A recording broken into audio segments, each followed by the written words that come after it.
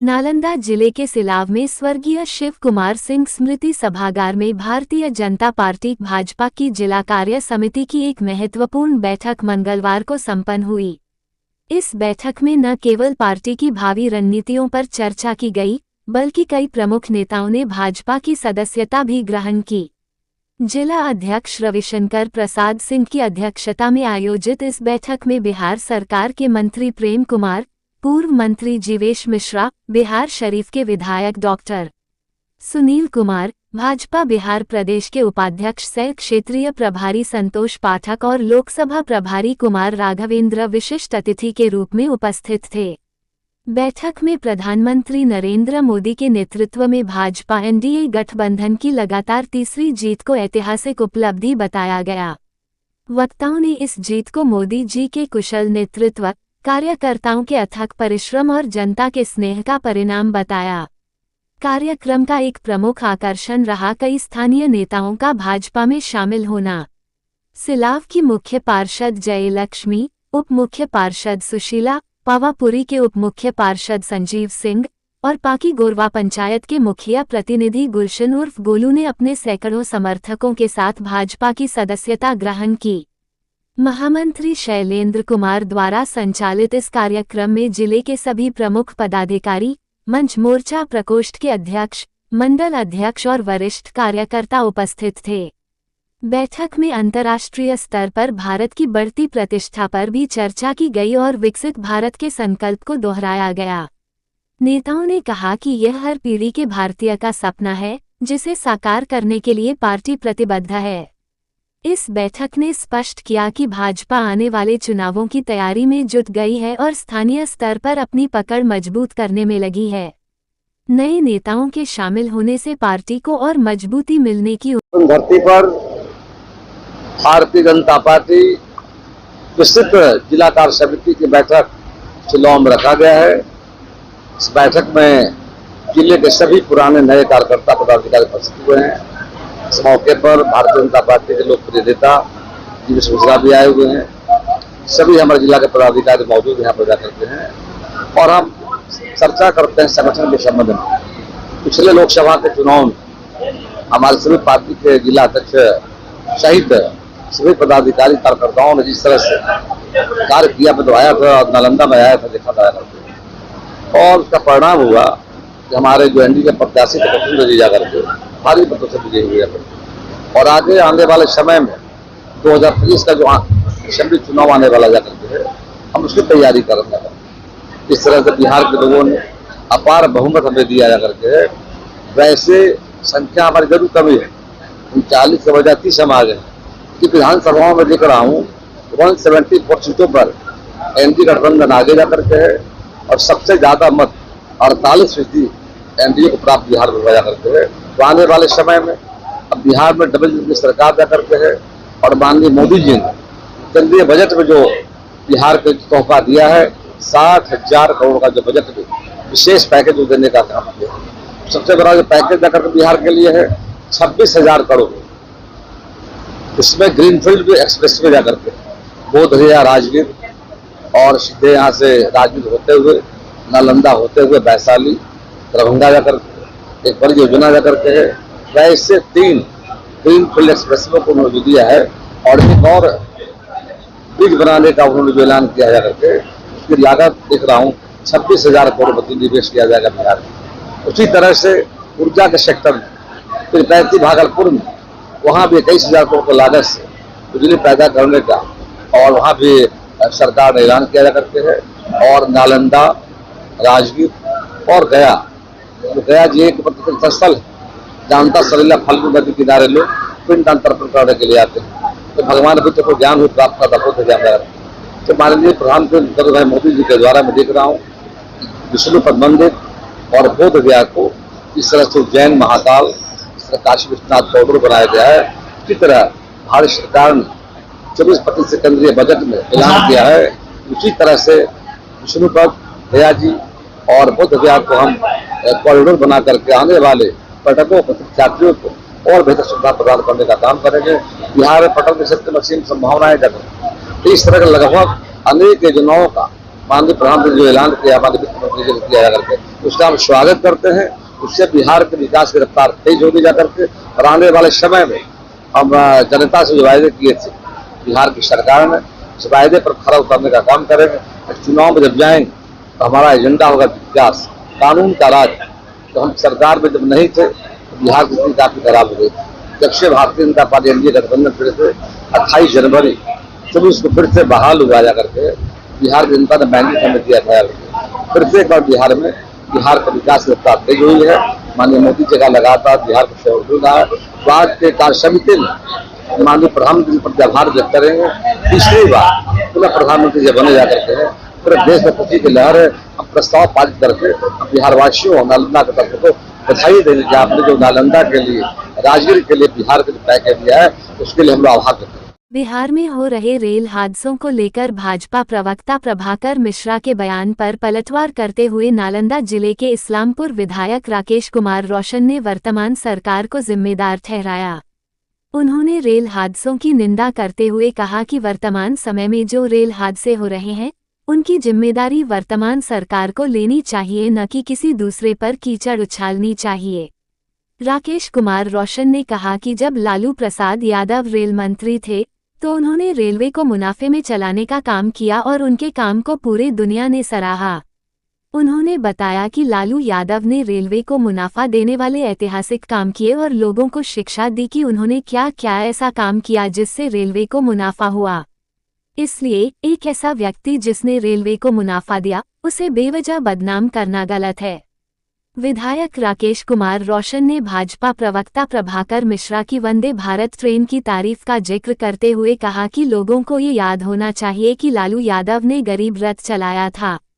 गरीब रथ ने उन गरीबों को सस्ते दरों पर एसी में सफर करने की सुविधा दी थी जिनके पास इसका पैसा नहीं था। लालू यादव गरीबों के मसीहा हैं और उन्होंने हमेशा गरीबों के लिए अपने आप को समर्पित किया है। रोशन ने कहा कि भाजपा अपनी कमजोरियों को छिपाने के लिए पिछले लोगों पर आरोप लगाकर जनता को गुमराह करना चाहती है। उन्होंने जोर देकर कहा कि भाजपा को लालू यादव के गरीबों के लिए किए गए काम को स्वीकार करना चाहिए और अपनी जिम्मेदारियों से भागने की बजाय मौजूदा समस्याओं का समाधान ढूंढना।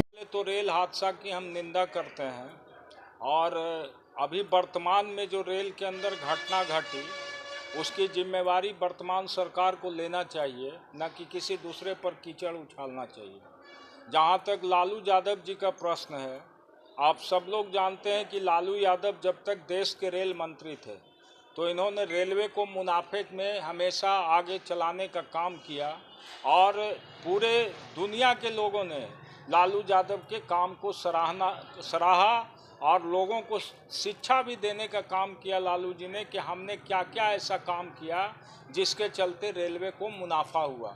इसलिए एक ऐसा व्यक्ति जो रेलवे को मुनाफा देकर के ऐतिहासिक काम करने का काम किया, उसको कुछ लोग बेवजह बिना कोई मतलब के अपनी कमजोरी के छिपाने के लिए, रेल हादसा अभी हो रहा है और अभी की कमजोरी को छिपाने के लिए पिछले लोगों पर ये लोग वार करके जनता को गुमराह करना चाहते हैं। अभी वंदे भारत की बात तो कर रहे थे, आपके प्रवक्ता का हमने सुना बीजेपी के लोगों का, लेकिन आपको ये याद होना चाहिए कि लालू यादव ने गरीब रथ चलाया और गरीब रथ चला करके देश के उन गरीबों को जिनके पास सलाहियत नहीं था कि एसी में सफ़र कर सके, उनको लालू यादव ने एसी में कम पैसा पर सस्ते दर पर टिकट उपलब्ध करा करके उनको एसी में चलने के लिए व्यवस्था कराया।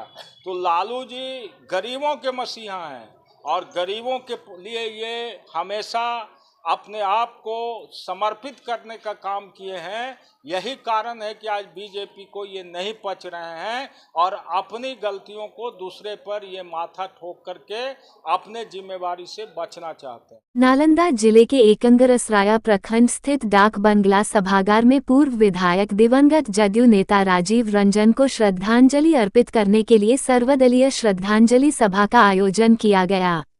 श्रद्धांजलि सभा में इस्लामपुर विधायक राकेश रोशन ने दिवंगत जदयू नेता राजीव रंजन के तैलीय चित्र पर पुष्प अर्पित कर उन्हें श्रद्धांजलि दी।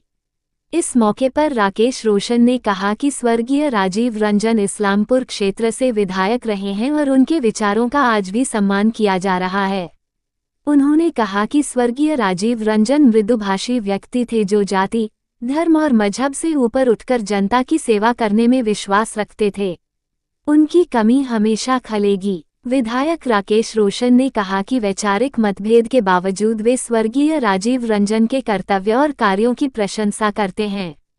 खासकर उनका मार्गदर्शन विरोधियों को भी राह दिखाने का काम करता था। इसी कारण आज उनके श्रद्धांजलि सभा में एकत्रित हुए हैं और इस्लामपुर की जनता की ओर से स्वर्गीय राजीव रंजन को श्रद्धांजलि अर्पित करते हैं। उन्होंने ईश्वर से कामना की कि उनकी आत्मा को शांति मिले और उनके परिवार को इस दुख को सहने की शक्ति प्रदान करें। श्रद्धांजलि सभा में सभी दलों के नेता, कार्यकर्ता, जनप्रतिनिधि और बुद्धिजीवी शामिल हुए। सभी ने 1 मिनट का मौन धारण कर स्वर्गीय राजीव रंजन की आत्मा की शांति के लिए प्रार्थना की।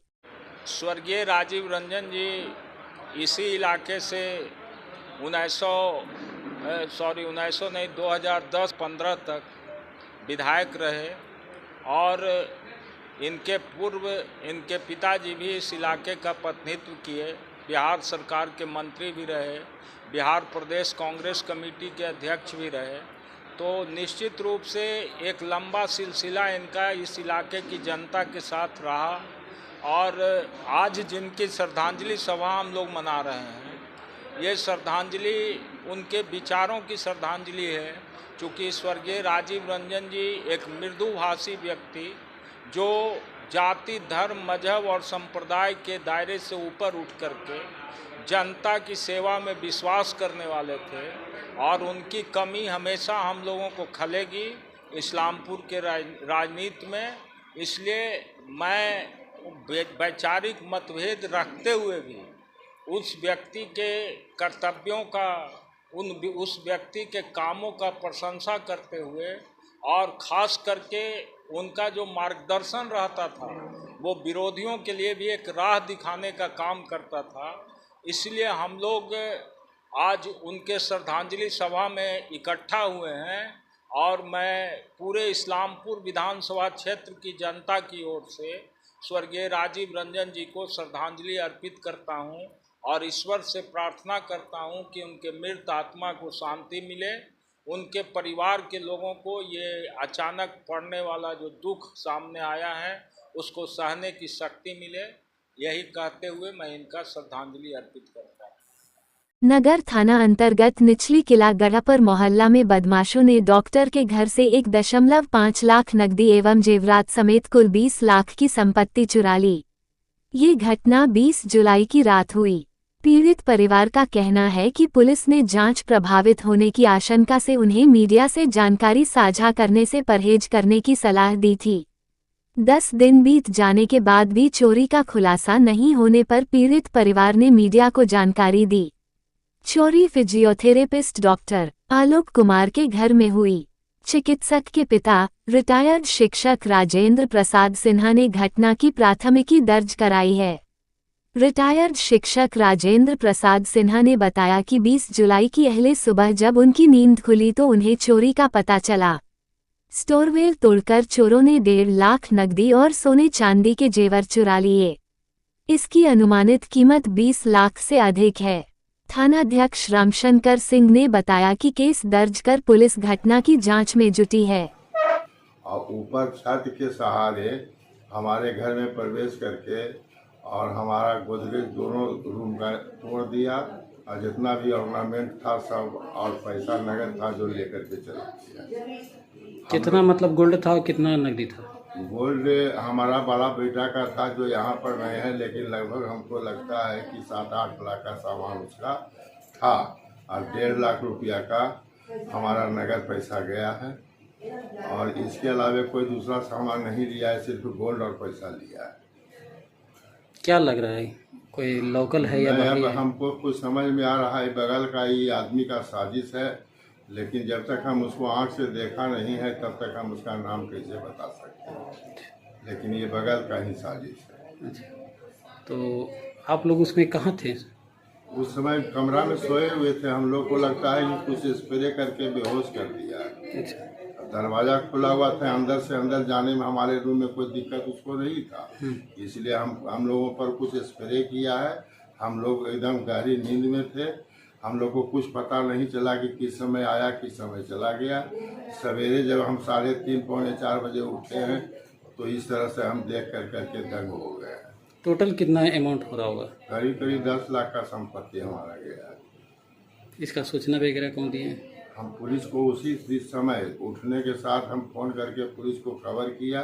पुलिस आई है और सब तरह का जांच पड़ताल किया है, लेकिन अभी तक उद्भेदन नहीं हो सका।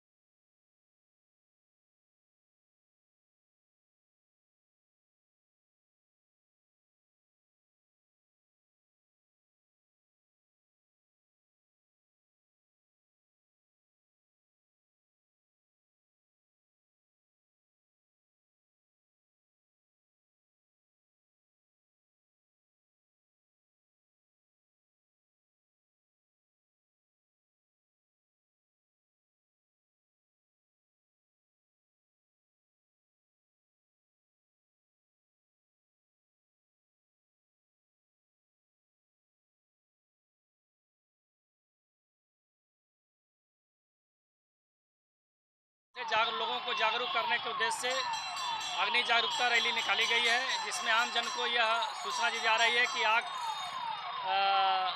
कोई बड़ी जब हम सतर्क रहेंगे तो बड़ी घटना नहीं घटेगी। इसके लिए हम लोग पूरे जागरूक करने का प्रयास कर रहे हैं रैली के माध्यम से। मेरा सहायक जिला अग्निशमन पदाधिकारी अरविंद प्रसाद।